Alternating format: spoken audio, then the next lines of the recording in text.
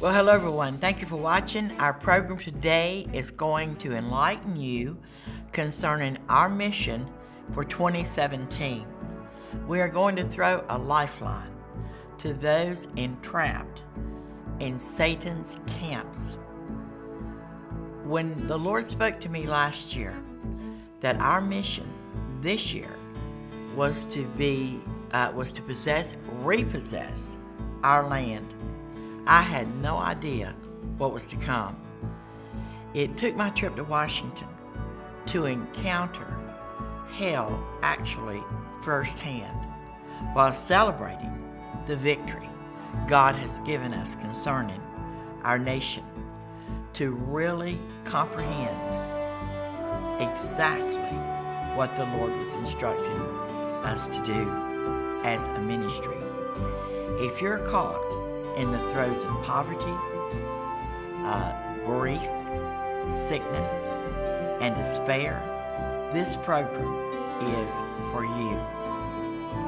If you've lost your vision, your strength, your motivation, your joy or hope, this program is for you.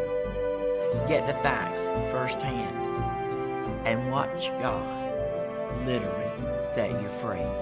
I want you to call your friends and say, Faye is on. She has breaking news, so don't miss it. I am Faye Hardin, and this is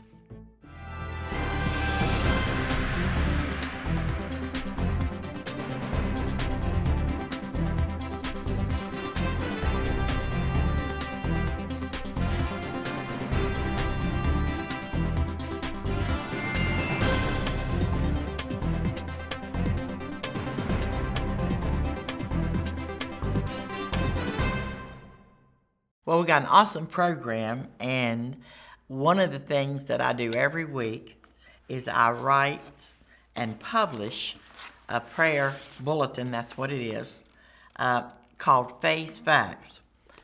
Excuse this one for being a little crinkle. I actually took it to Washington with me and grabbed it.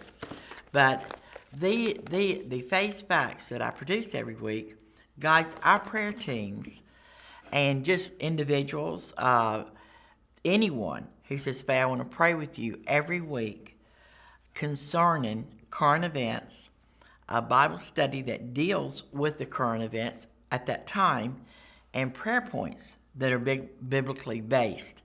Our intercessors are informed in a way that I don't believe other ministries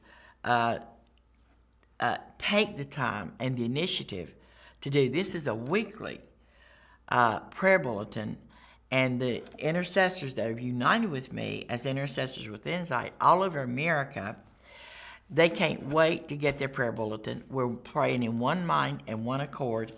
And in this show and the next show, I'm going to tell you how all of this began.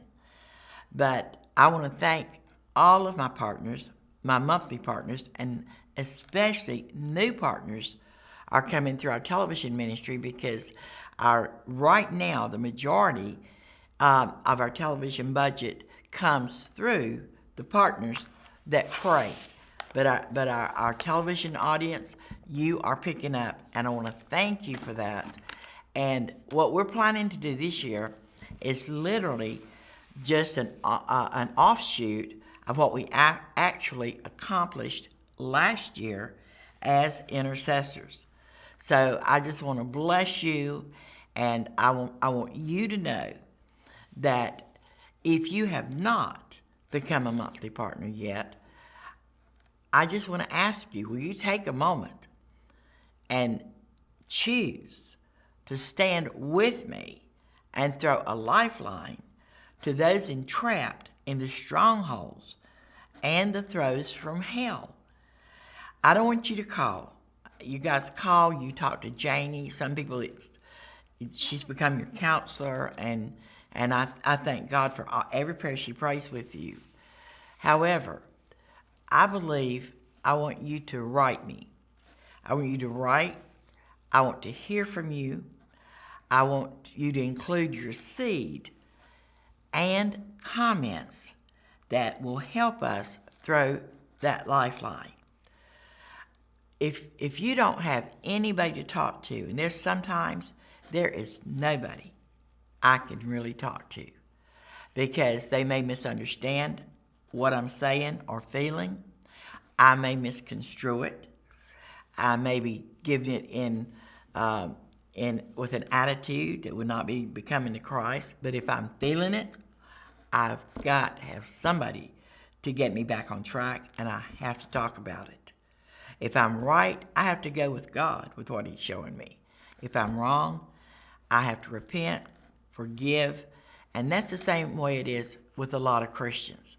So if you don't have anyone to talk to, write me, and I will write you back with a prayer and a word from the Lord. I've thought about this a lot because my plate is full. But I have a personal relationship with my intercessors, no matter where they live, no matter how often they contact me. But with our conferencing call every Saturday, they come on the line for 2 hours, and I'd love for you to join us on Saturday at 2 o'clock Eastern Time on a free conferencing call where I give a weekly briefing. Unbelievable. And our intercessors are seasoned. The participation with these prayer warriors is second to none. And we see God's answers sometimes within 24 hours of our prayer calls on Saturdays because we're specific in what we're believing God for.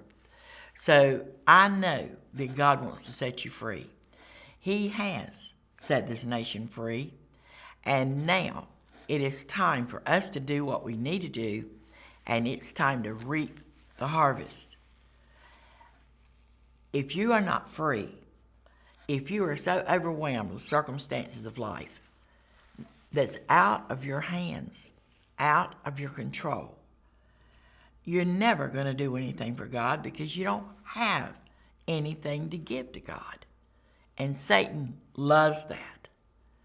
And he's put the forces of darkness have united to literally just cause chaos amongst the believers and people in this country who have a biblically based conscience, whether they're the same denomination, where they really live for God totally in a righteousness that you achieve as you become born again, you become sanctified, and God begins to remove things from your life that's not pleasing to Him, and that takes time. Growing in God, literally, is what our ministry is all about. We are growing people in God. When I went to the President's inauguration, I had an encounter that changed my life. I thought last year nothing would ever compare to what God did in the lives, my life, my intercessor's life, with the growing process of redeeming the land and avenging the blood of the innocent in 3 major cities. It was getting to Washington was literally a goal that I wanted to be at because I felt like our ministry, my prayer life, God's hand on my life was one of the reasons that we got the victory we did with the people that are now in charge of our government. I just wanted to be there. I had been personally invited to the presidential inauguration prayer breakfast, which was twisted and turned into something else. That bothered me. What I was told that we were going to be going to totally changed perspective, but nobody was told. So it took that carrot to get me to Washington to be present for President Trump and Vice President Pence's inauguration right there. But it is the thing that happened it was one of the greatest, I can't say burdens because it really wasn't a burden, but things that weren't supposed to happen was happening. And the plans that I thought would be happening did not happen. And there was a choice. And I thought, how can two events that I knew was of God how can one of them be wrong and the other one be right? And I was literally challenged. I can't tell you the whole story because I don't want to slander. But it was a testing time for me, and I know a lot of you are being tested. Deceit, the Antichrist is coming with such deception that the Bible says the very elect are going to be deceived. And with being a leader, with being one who searches for facts and keeps a network informed, united, focused, and praying specifically about what is actually going on, not what we're told is going on, is what God has raised me up to do. So when I realized that what I had planned to go to was not what I was told it was, and I knew that only 3 or 4 people knew the story, that a lot of people were being deceived. Now, whether they would recognize that deception or not, I didn't know, and it wasn't up to me to tell them. But I knew I had to change course because the purpose that I was going to participate in the inauguration of Donald J. Trump as President of the United States. He won by the hand of God. He won by the prayers of the saints and the evangelical Christians rising to the occasion that people didn't think there was anything to worry about, because Christians literally are so irrelevant. And after this trip to D.C., I see just how irrelevant the Christians are when it comes to government. I sat and watched President Trump take his vows, and listened to Reverend Franklin Graham pray for him, and the whole world saw it. I looked on the stage. Just behind him was Barack Obama, who actually banned Reverend Graham from praying at the Pentagon on National Prayer Day, banned Reverend Graham from praying in D.C. for 8 years, and he had to sit there and listen to that Reverend Franklin Graham, who is another reason that we have a president that believes that Christianity is the religion that America was based on. Also, the event had so many turns, and even up until the night before the inauguration, I was so concerned that I had made a wrong decision, because the event that was supposed to be what it was not was still going on. All my friends, not all, there were some like me, very few but some, but the majority of my friends excited about the event. And they were going to stand in line for 2 hours, and what I was concerned about didn't faze them.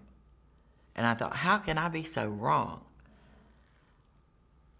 How can they be so right and me so wrong with not endorsing an event that was promoted to be something it wasn't? And yet it had diverted its purpose. And God said, Faye, you're right. He gave me Psalms 22. You watch. I'm going to show you many things. And I realized that hundreds and hundreds of believers did not recognize the diversion, did not recognize the change, and did not recognize that the purpose for them being in Washington was not being fulfilled. It had been replaced. And I said, Lord, where are we going? If these people do not recognize the diversion and do not recognize the purpose for what they are doing, how are the Christians going to stand now that we've gotten the nation back? How are Christians going to do the job the Bible tells us to do and actually do anything but go with whatever feels good?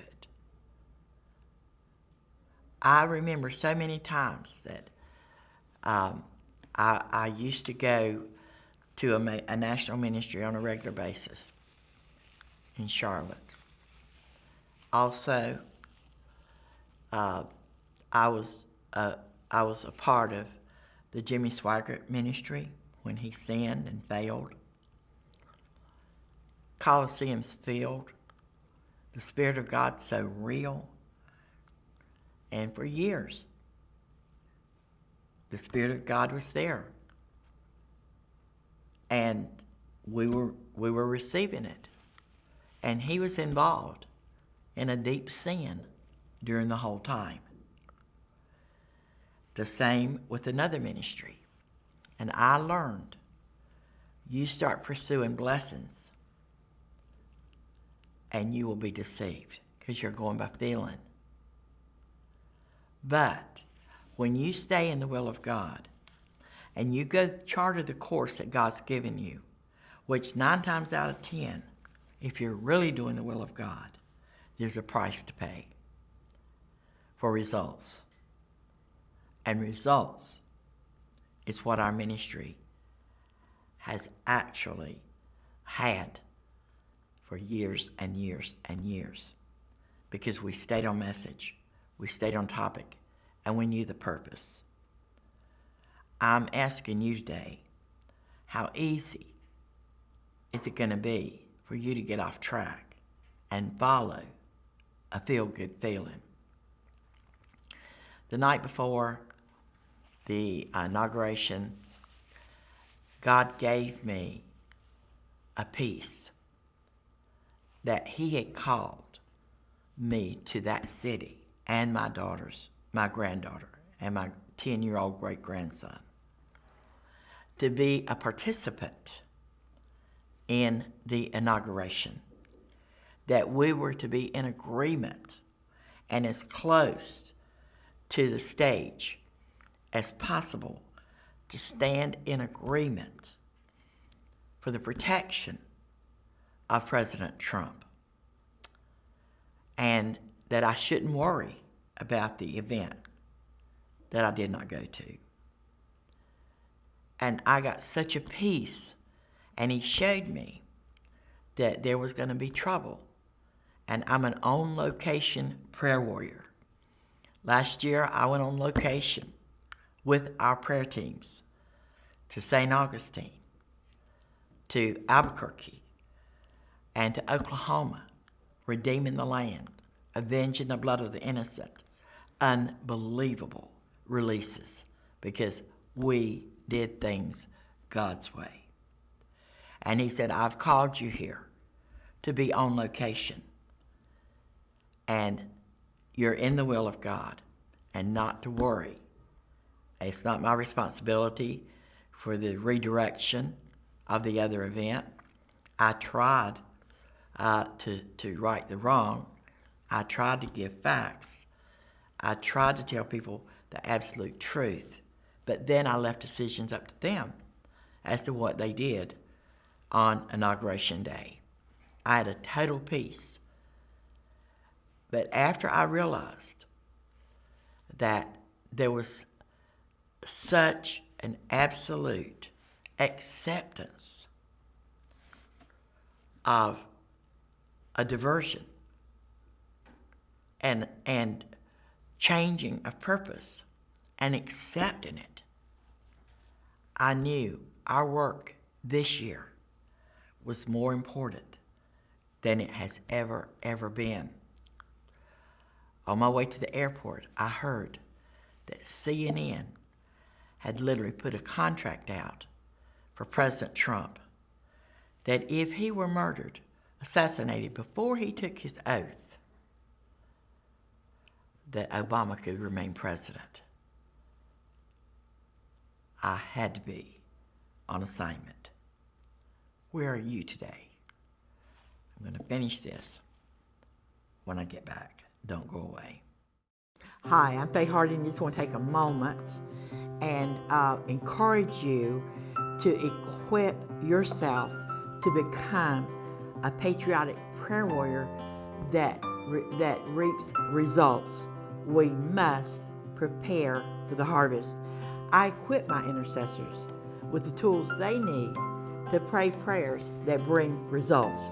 The Congressional Directory, the Shofar, and our weekly prayer bulletin, which are mailed first-class mail. I'm asking 125 people to help me throw a lifeline with a $125 seed that will take us to repossess the land. Today, will you write that check and say, Faye, here is my lifeline seed.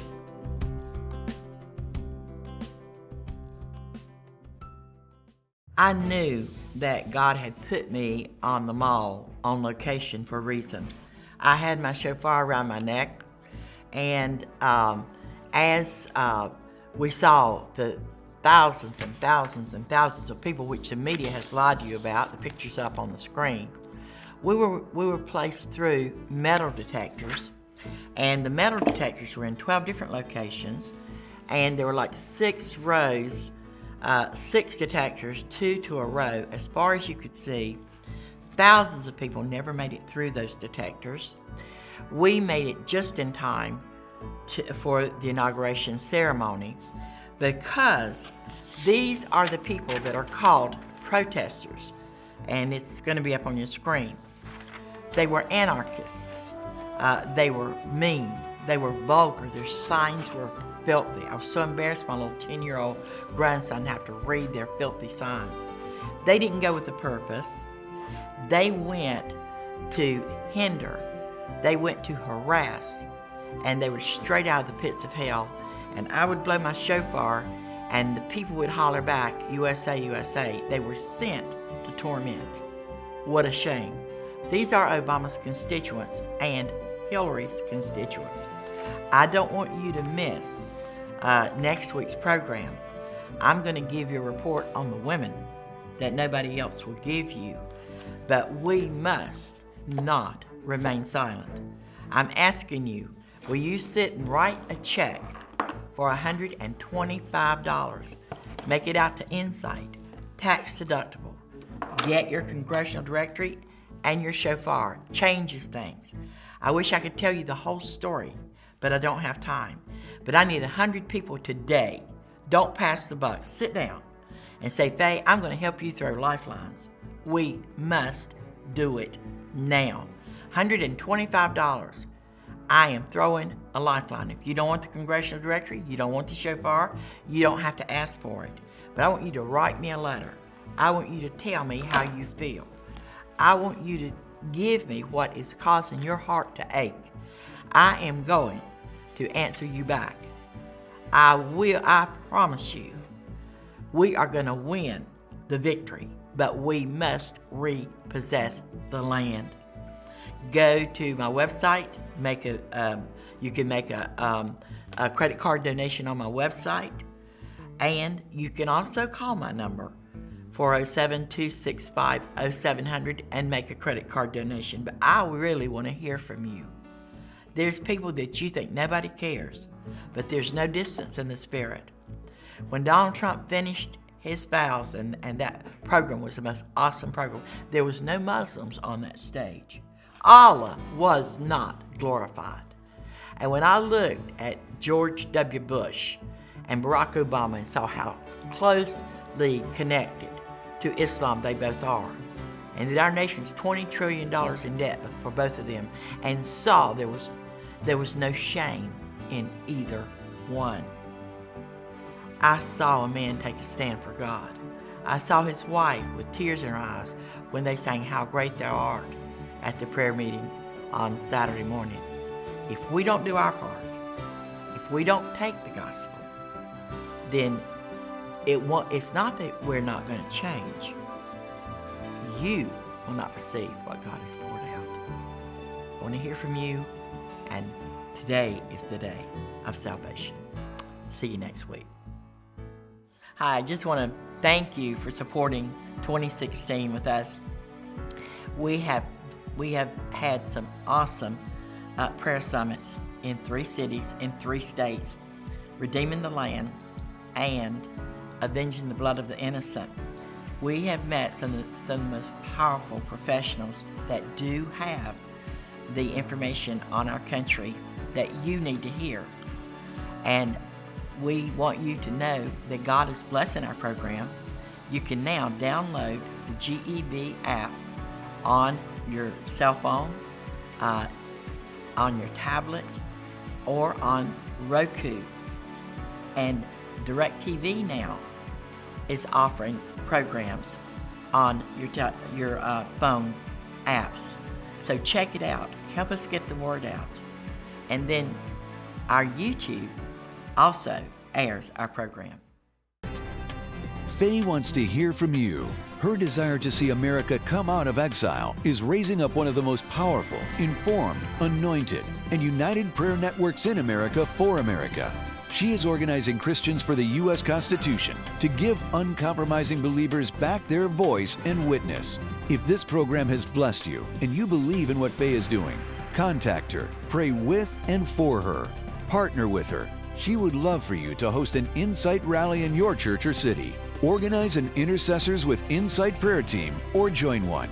For a complimentary pocket-sized constitution or Faye's fax, call or email Faye 407-265-0700 or faye.usainsight@gmail.com.